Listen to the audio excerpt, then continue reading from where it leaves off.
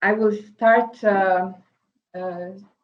talking about the roots of the principle and about its international law context, and about the interpretation as it really leads us to how actually all of the state parties that are party of the Convention on the Rights of the Child should begin assessing the best interest of the child principle. And afterwards, I will talk about the incorporation of the principle to the Hungarian law. And afterwards, I will give a hint about the recent decisions of the Hungarian Constitutional Court delivered on the principle of the rights of the child. I picked cases in relation to wrongful removal of the child and about and concerning visiting rights. Visiting rights is actually a kind of actual topic if we look at the COVID-19 pandemic nowadays. Okay, so let's start.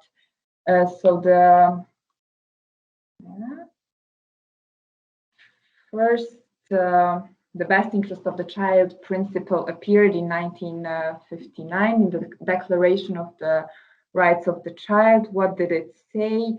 It actually declared that the child needs a special protection, and that everybody actually, especially the state parties, should do by law and by all other means to enable him to develop physically, mentally, morally, spiritually, and socially, and that the best interest of the child shall be the paramount consideration when making any decision concerning the child.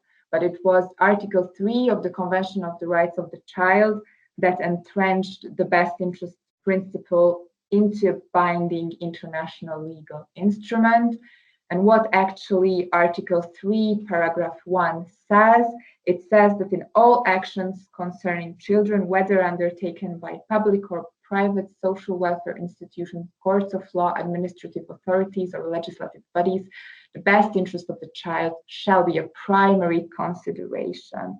Actually, the Convention of the Rights of the Child extends the principle to all the decisions affecting the child, and it is a umbrella provision that widens the scope of the principle. Actually, if we look on the other provisions of the CRSC, we see that the best interest of the child is there in particular provisions as well.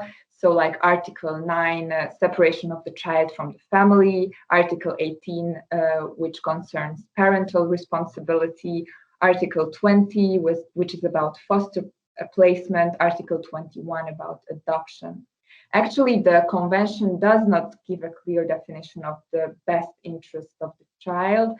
It just gives us a broad normative framework, and that leads us to our next topic. How then we interpret the best interest of the child? Well, the Committee on the Rights of the Child in 2013 issued a detailed general comment and the guidance of the elements, how it should be looked at.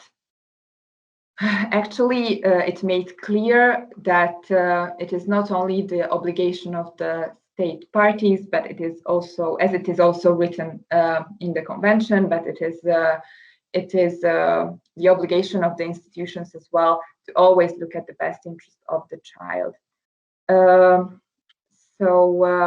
It is actually a threefold obligation. Firstly, the obligation to ensure that the child's best interest is appropriately integrated and consistently applied. It is an obligation to ensure that all judicial and administrative decisions, policies, and legislations concerning children demonstrate that the child's best interest is a primary consideration, as well as there is an obligation that the interest of the child is taken as a primary consideration in all the decisions. So it refers, and it actually just declares the broad interpretation that I mentioned at the beginning, Then let's look at the terms of Article 3, Paragraph 1. So all actions, I will not repeat myself, but it really also includes even omissions, also the state parties or the institutions, or we will see that also omissions may be in civil cases of the parents.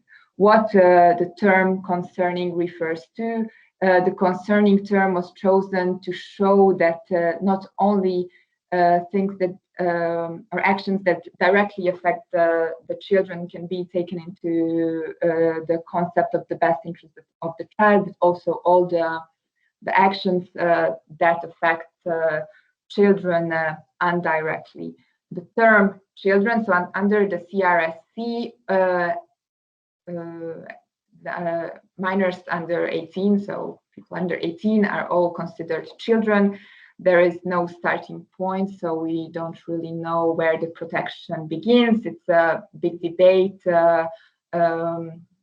relating to the treaty, which point does the protection really begins. Actually, the Hungarian Civil Code says that we give protection to children from the conception if the child is born alive. But the term children also means that it is a individual and also a collective right. So when assessing the best interest of the child principle, we should also always take into consideration children in general, or the particular group of children in general, and the child in that particular situation. The next term, by public or private social welfare institutions, courts of law, administrative authorities, or legislative bodies, it actually refers to the broad and comprehensive obligation of the state. So it also kind of refers to the fact that the constitutional courts refer to this international law obligation that is imposed on all countries ratifying the treaty. The best interest of the child is the key term of the convention and is a complex term to be determined on a case-by-case basis. It is an approach that is followed by the Hungarian Constitutional Court as well. Therefore, the concept can be, and it's very important for this concept to be always flexible and adaptable, because the children's rights approach underlines that every situation is very different and therefore should be assessed on a case-by-case basis.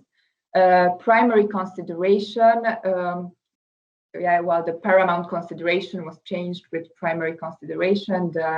The treaty drafters found it more appropriate in this context. It provides a special protection for children, ensuring that the best interest must be given an outstanding consideration. It acknowledges the very special situation of children and their unique vulnerability. So how the principle is actually incorporated in Hungarian legislation. So the Hungarian constitution does not actually refers to the best interest of the child.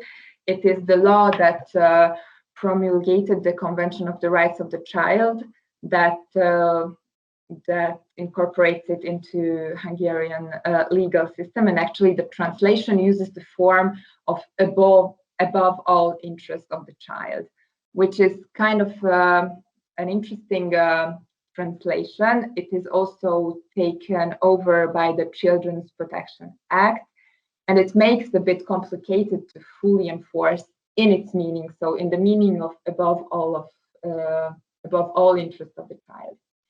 The Hungarian Civil Code Family Law Book has an approach that is closest to the convention's best interest of the child approach. It indicates in Article 4, Paragraph 2, that in a legal relationships in a family, the rights of the child and the interest of the child are to be implemented in an increased manner. And this stipulates the fact that the child is always a part of a family, has maybe siblings who are also other children, and is also a part of the society. Therefore, it is impossible to put his or his interest always above all, but it is possible, and it should be the way of interpretation, to consider her best interest every time, and this interest should precede the interest of the adults normally.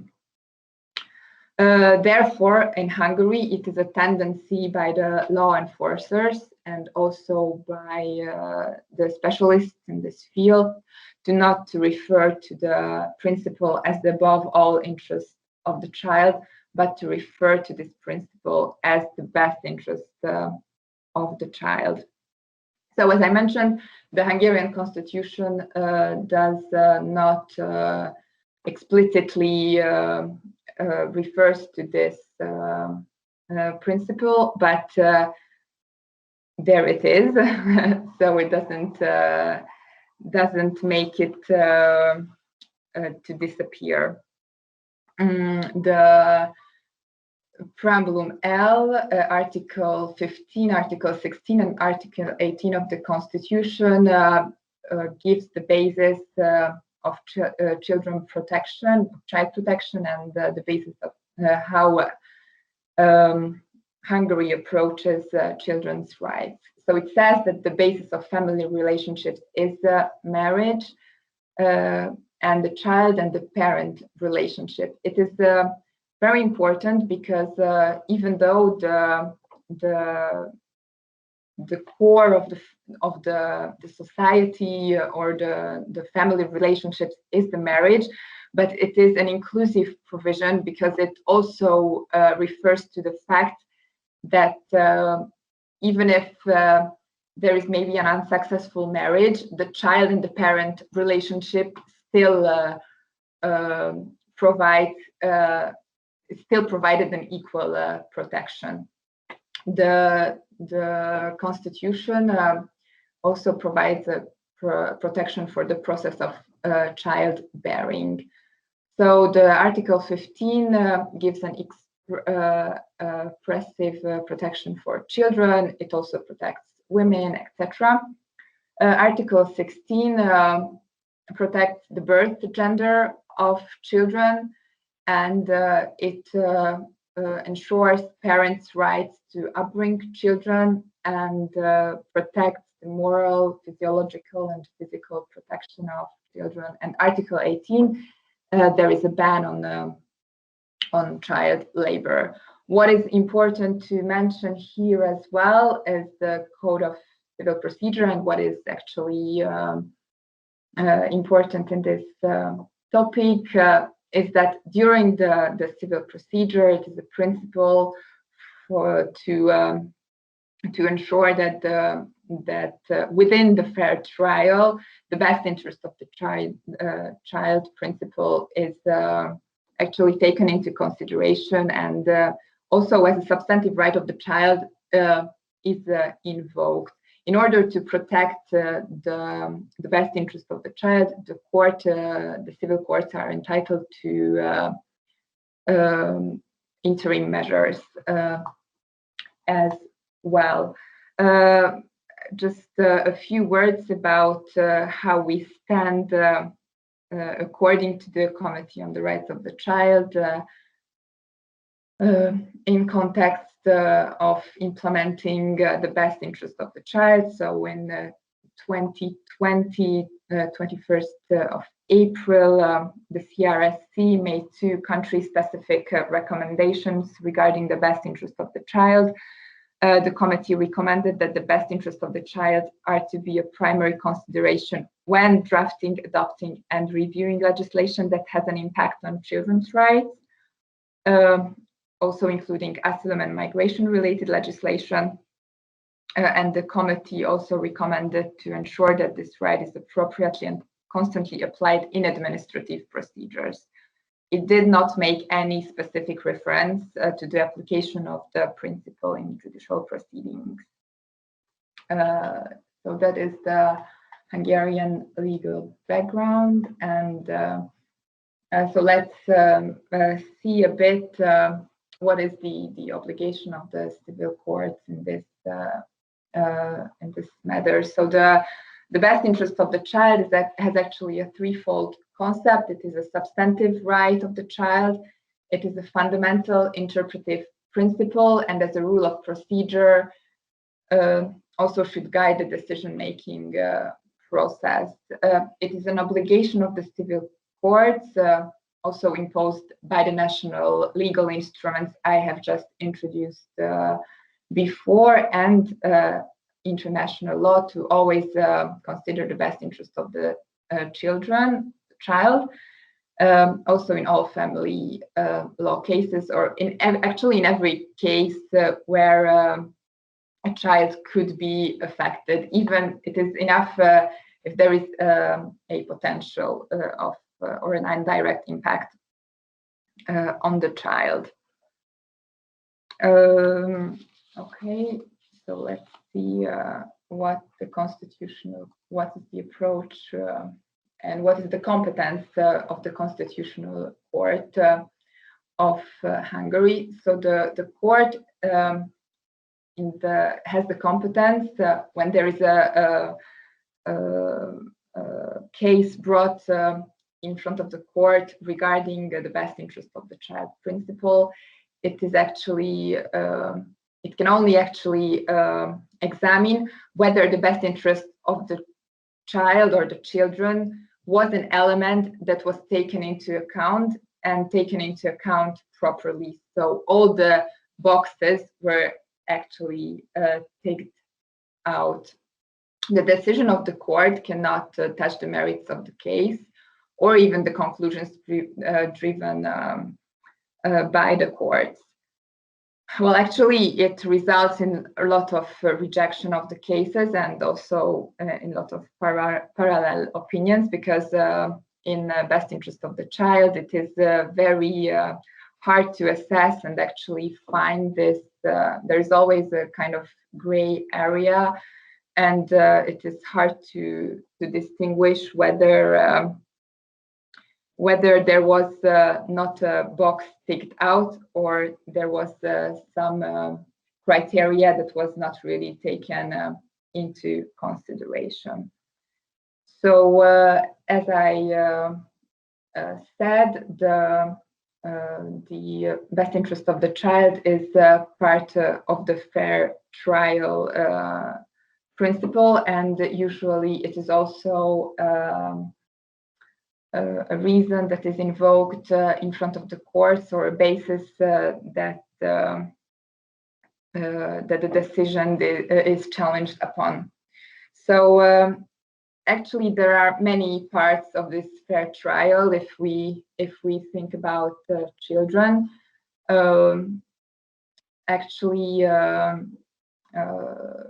it should be every time when a child is touched by a decision, or every time when a child is involved, there should be a kind of child-friendly approach that gives a voice also to a child. So when there is a family conflict, or where there is a conflict brought in front of the civil court, there is always a child in crisis, which also indicates and which also justifies actually a very comprehensive and very careful approach. So as I said at the beginning, mostly there are wrongful removal cases, and cases connected to visiting rights that I brought up in front of the Constitutional Court. So I will start with the case in 2021, where the petitioner was the mother who got married in 2016 in Mexico and gave birth to a child in 2017. in 2019, she and her child traveled back to Hungary. It was still with the consent of the father, and sent the child to a nursery. In the meantime, their marriage deteriorated, and she went back to Mexico with the intention to the divorce. The Mexican court issued a restraining order for the father, and the petitioner got temporary right to the child care, which differs from the notion of the child custody in the Hungarian law. So the Mexican law distinguishes child care and parental authority. So the father was still entitled for the latter. Consequently, based on the request of the father, the court forbade the mother to leave the city and the country with the child. According to the mother, the court order was not delivered, and therefore she traveled back to Hungary without the consent of the father. So it was a kind of wrongful removal, according to also international law and the practice of the ECHR, and also the theoretical declaration or guidance of the Curia of Hungary, which is the Supreme Court. Wrongful removal is always a detriment to the child, and however, the petitioner actually argued that her right to fair trial was violated because, for instance, the child was not heard, etc. The court still decided that the petition was so it was rejected the petition as the court was right to leave the child, to let the child go back to the place of habitual residence, to Mexico. The other case that I brought, it's the cases, sorry, also from 2021, which can be maybe interesting now in times of COVID, and it considers visiting rights. So the petitioner was the father who filed a petition to the court to enforce visitation rights, as the mother has rejected to hand over the child for the weekend, invoking the overriding health interest of the child. So I'm sure you all remember the first wave of COVID-19 pandemic, that it was definitely a crisis situation, but it was not closely as bad as it became maybe 1 year after. And one more important thing is that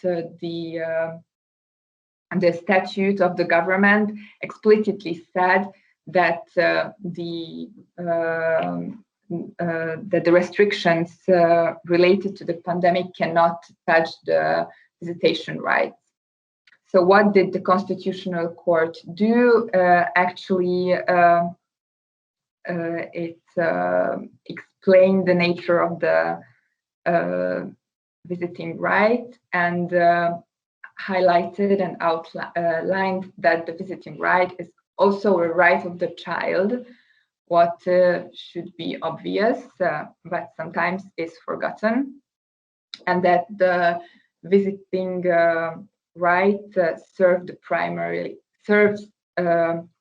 the best interest of the child.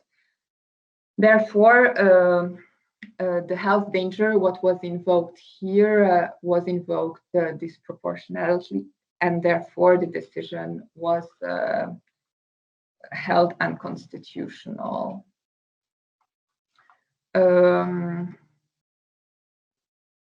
Let's see, there we have a case from 2020. It is also a wrongful removal case, and from here I will just highlight the court's view on what actually, under the best interest of the child principle, should be taken into consideration. So, for instance, it should be always assessed what are the living conditions of the child, the fact whether the child communicates and how communicates with the parent, the fact that what is the communication between the father and the mother of the child. And also it should always take into consideration the visions or the views of the child. In this particular case, so in 2020, the court annulled also, like normally in wrongful removal cases, it is a tendency that the court rejects the petition, because it is usually the civil courts usually examine all the criteria of the best interests of the child. Well, I have a +1 here because I think I'm running out of a bit of the time, which rather this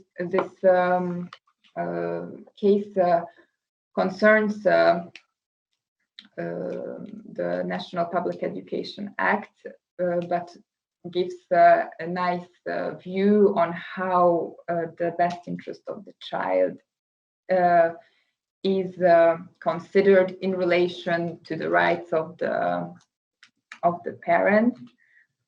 So normally there is a presumption that the best interest of the child goes above the will of the child. However, in this particular case, where the National Public Education Act concerned, it was about age limit of when children should access school.